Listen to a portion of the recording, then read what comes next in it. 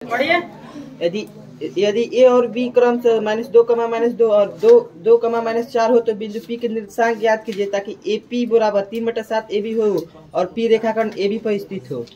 चलो बैठ जा।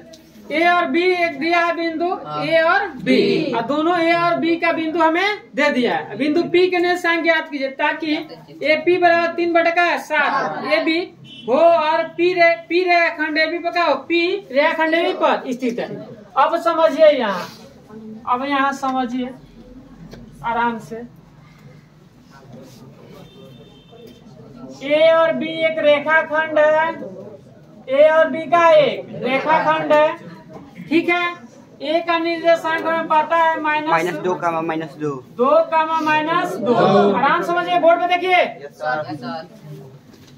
अब देखिए बिंदु बी हमें दिया है 2, -4, ठीक है। अब ये कह रहा है कि बिंदु P के निर्देशांक ज्ञात कीजिए। अब बिंदु P जो है ए बी पर क्या स्थित है, ए बी पर कहीं मान लीजिए कहीं स्थित है, मान के चलते हैं यहीं स्थित है, ए बी ए पर है ना, तो यहाँ बिंदु P। अब बिंदु P के निर्देशांक बताना है, पता नहीं है तो कोई भी बिंदु में पता है किस रूप में होता है, इसी के रूप में होता है।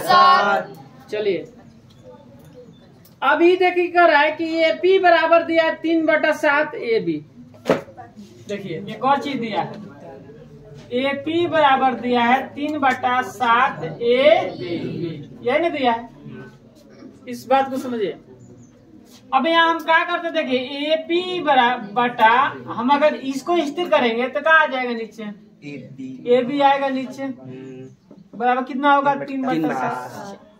आ रहा समझ में, कोई दिक्कत नहीं, समझ में आ रहा है? Yes sir. अगर हम इसको स्थिर करते हैं तो ए बी नीचे जाएगा ना, तो ए पी कितना है बताइए, 3। ए पी कितना आ गया, 3। तो जब ए पी 3 है, ए बी कितना दिखा रहे हैं यहाँ, 7। ए बी है 7, तो टोटल मान लीजिए 7 है, पूरा का है 7, ठीक। हाई है इतना 3, तो ये कितना होगा, समझिए ध्यान से। इसको और नीचे लिखते हैं,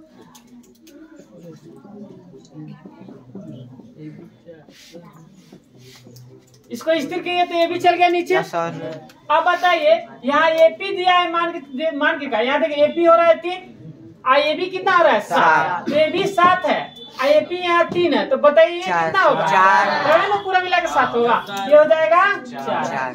बात समझ में आया, कोई दिक्कत आया, समझ में कैसे आया? Yes sir. ठीक है, फिर समझाएं, एक बार और समझिएगा। ये वाला तो आपको दिया है, अगर हम इसको स्थिर करते तो ए बी क्या जाएगा, नीचे हो गया। एपी कितना है, 3, तो एपी यहाँ दिख रहा है 3 हो गया, तो जब ये 3 हो गया, ए बी कितना दिखा रहा है 7, तो यहाँ तक 3 है, तो ये कितना होगा 4, पूरा 7 होगा। कोई दिक्कत नहीं सर, आओ तन बैठेगा, बैठाइए तब तक। देखिए हो गया, समझ में आया, कोई दिक्कत?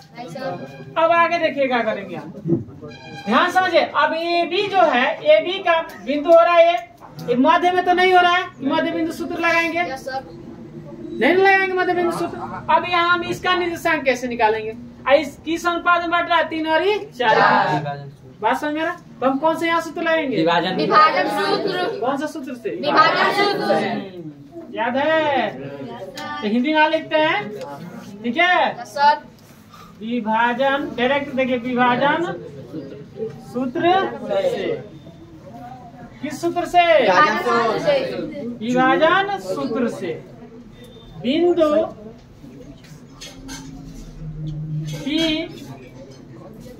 बिंदु P के का निर्देशांक, किसी को दिक्कत नहीं सर, ऐसा में। आप देखिए अब विभाजन सूत्र पता है, एम एक्स लिख लीजिए प्लस एम एक्स लिख लीजिए, यहाँ का होगा 1, यहाँ 2, यहाँ 2, यहाँ 1, सूत्र याद है? किसी को दिक्कत नहीं सर, बात समझ में आया? M1 into y2 y2 plus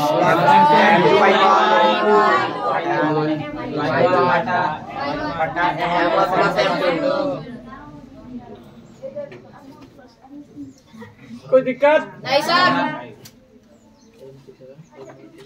चलिए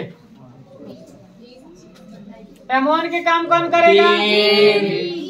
M1 के काम 3। Yes sir. आप यहाँ 4 भी लिख सकते, कोई दिक्कत नहीं है। यहाँ जगह था ना, इसको हम यहाँ भी लिख सकते, कोई दिक्कत ठीक है। यहाँ मतलब जगह था तो लिख दिए, कोई दिक्कत समझ में? Yes sir. अब देखिए M1 ये काम करेगा 3 गुणे X2 के काम 2 ऐसे लिख देते हैं, प्लस M2 के काम 4 हमारा के M1 के X1 के माइनस के 2। कोई दिक्कत? M1 के 4 प्लस 4 आए समझ में? Yes sir. Y2 minus 4 M2 4 X1 minus minus के 2 बटा 4। इसको दिक्कत? बिंदु ना क्या होगा? माइनस 8 देखिए प्लस माइनस बटा 7। इसको दिक्कत? माइनस 12 माइनस प्लस माइनस 4 दूना 8 बटा 7। इसको दिक्कत है? अब घटेगा माइनस 2 बटा 7 का घटेगा ना माइनस 20 बटा 7। आया समझ में? Yes sir. वही बिंदु P का मेरे निर्देशांक निकल गया -2 बटा 7 माइनस 20 बटा 7। आया समझ में? Yes sir. किसी को दिक्कत नहीं सर। चलिए समझ में आ गया ना? Yes sir. आंसर भी आ गया। Yes sir.